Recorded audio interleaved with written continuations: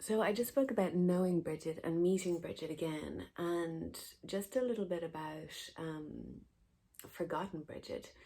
And Brigid's name is funny because Brigid is the bridge. She's bridging us back to these memories. She's Bridge is also bride. She is also the bride of Christ, which is another thing that she explained to me. But essentially, you know, all of these Celtic sovereignty goddesses, they lived at a time and they were present at a time when there was this harmonic balance, balance between the masculine and the feminine. And this is within themselves, whether you're man or woman. And then they played this outwardly. They embody this through sacred marriage rituals. They embodied this in their community, with their land, and they upheld this beautiful balance of the masculine and the feminine.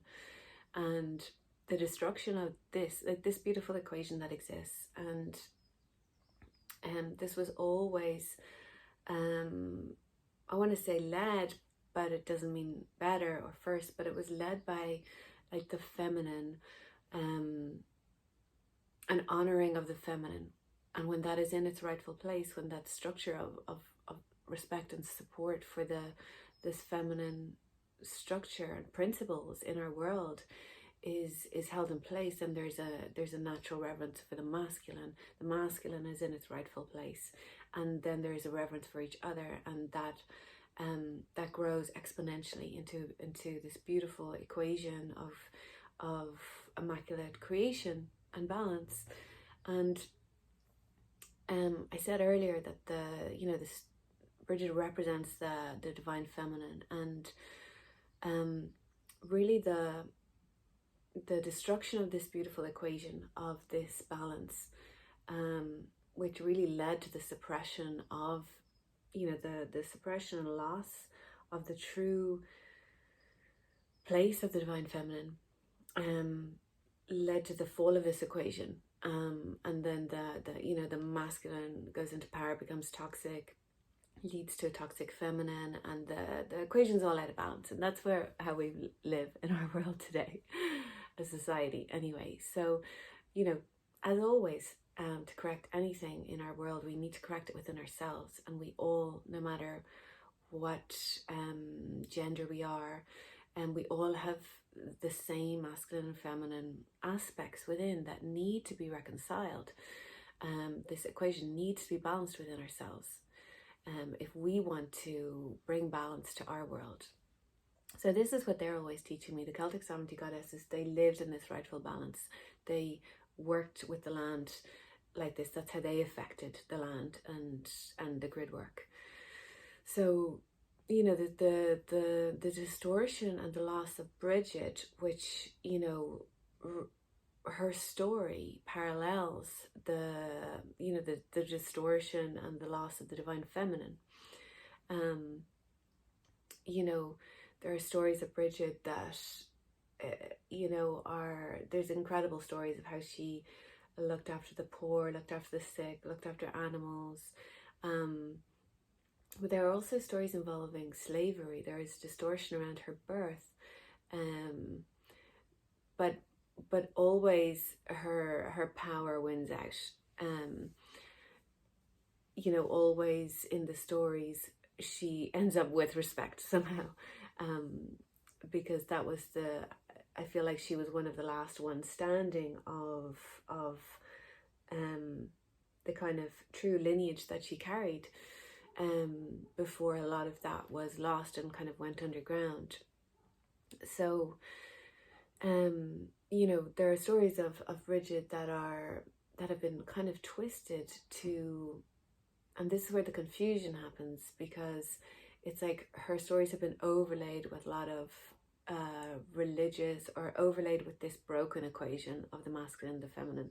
There's a story, for example, where how she disfigured her own face so that she wouldn't draw attention from men. So essentially it's like, that's supposed to be an honorable story, like, oh, she was so holy that she marred her own beauty so that she wouldn't be looked at, and that's supposed to be honorable part of the feminine, whereas really the messaging behind that is to, deny our beauty, deny our power, in order to succeed, in order to be taken seriously. You can see those aspects playing out still in our world. Women denying their feminine qualities in order to get by. Even, women adopting masculine principles in business in order to lean in, or denying the divine feminine aspects and principles, which are so needed in every world, in business, in every industry. But these stories that are, overlaid with these nuanced details, purporting to be holy and good examples of Brigid and others, are, they're subtly giving off this messaging about the negation of the divine feminine. So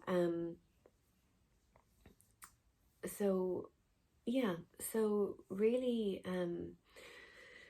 Brigid invites us to, really work with, where have these parts of ourselves been repressed? Where have we denied these parts of our own divine feminine aspects in order to get by? Or the other day I did it in conversation. I denied a part of me. I made myself look bad through a conversation to someone in order to kind of make someone else look good. Like, in order to kind of make an excuse for someone else, I denied something about myself. And it just came so naturally. It was only afterwards I was like, why did I say that? Like, why would I deny or like demean my own self for making someone else like almost get away with something? Was that sometimes I find as women, it's like that can be seen as, being nice or being kind or being, but really denying anything or putting yourself in a lower position is never is never going to help anyone anyway. So really working with Brigid, it involves, being willing to see all the places, and this parallels with her life, it parallels with the divine feminine, the journey, all the places that these qualities and aspects have been repressed in us, where we have ignored and overridden our intuition in favor of a doing action. Anytime we have ignored our body when it's saying to rest and forced it to go to the gym, these are all ways that we also deny the divine feminine aspects within ourselves. So working with Brigid, she's such a great guide for taking us on this own inner journey of the parts that have been forgotten of us, those divine feminine aspects. So that's a little bit about that, and I'm just going to do another little short chat now about restoring Brigid and how they lived.